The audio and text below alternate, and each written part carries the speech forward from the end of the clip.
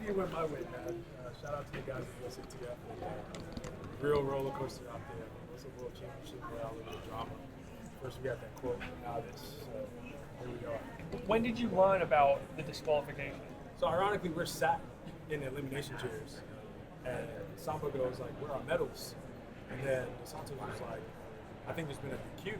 I was like, "Oh damn, you got DQ." And he goes, "I think it might be you." And I was like, "What?" And then the whole shift happened, and I was just trying to control my emotions down there because you work so hard to get here and make this team and go through an entire season, and you finally win, and now that you're getting DQ because of hurdle 10. So I was just trying to figure out what exactly happened and what the ruling was. So I went and spoke to some people in the crowd just to figure out calm walls. I didn't know what's happening. So they cleared it up, and it was just, you have to make an honest attempt to clear a hurdle, obviously.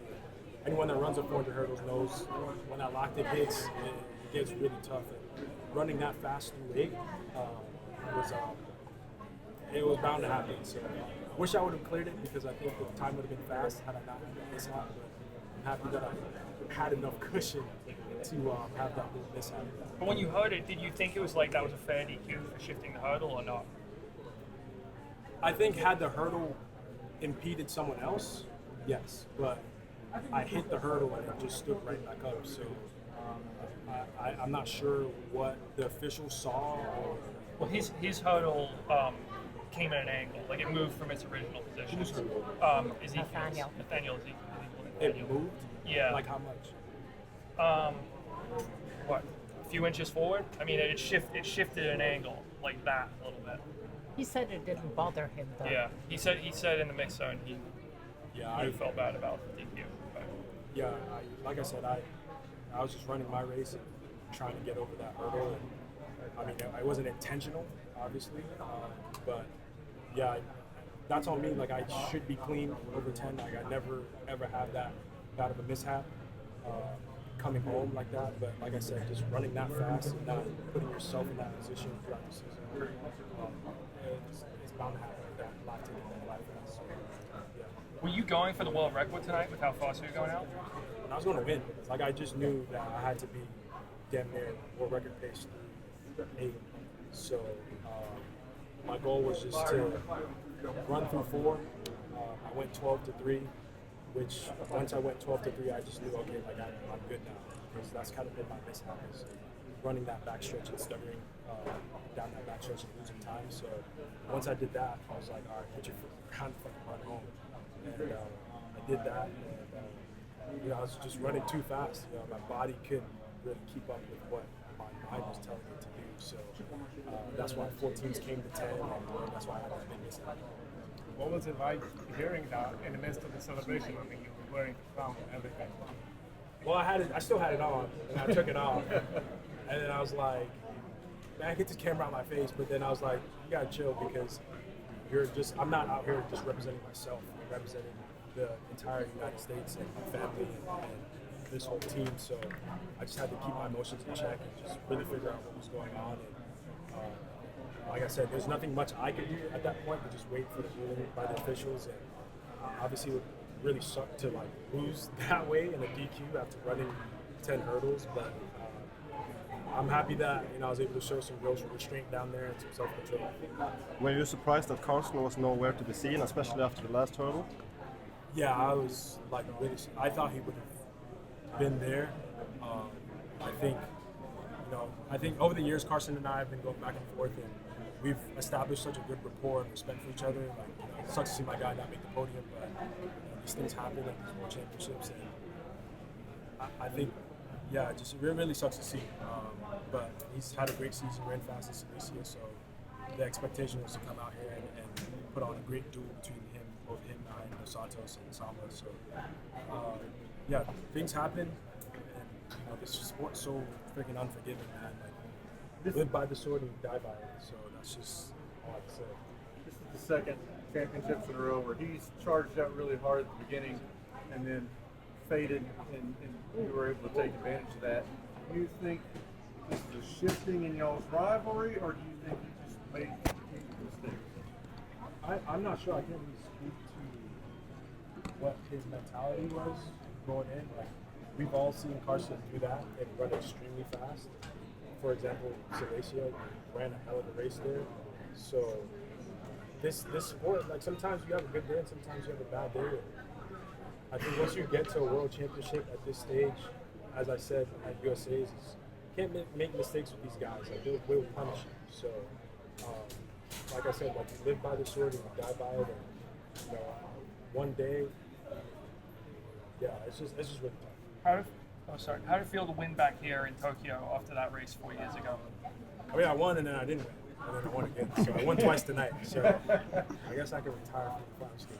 But no, it feels good. 4 years ago was, you know, drama again, but, you know, we ran so fast and I got second. And, you know, the tears were flowing. So to come back to this exact spot and flip the script and then have the whole drama again down there was like crazy. But, you know, Tokyo is a really special place. And as much as I love it, I'm happy we're not coming back here for another championship in my career. So, yeah. Was that the most lactic you had ever felt at Hurdle 10?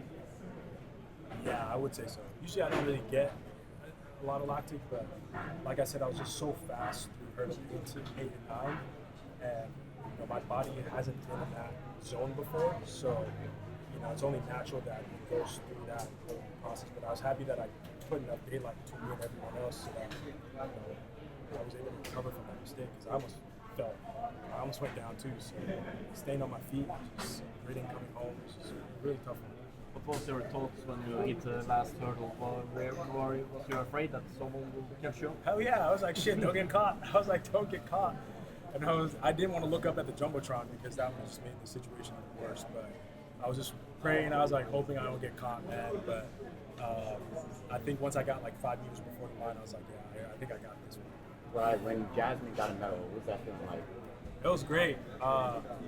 I mean, I saw what she went through this whole season with injuries and you know, just not being in a rhythm and you know, being in her head. And I tried to talk to her, and I'm just like, listen, you're here now. Like, don't try to change anything. Just do what you've been doing all season.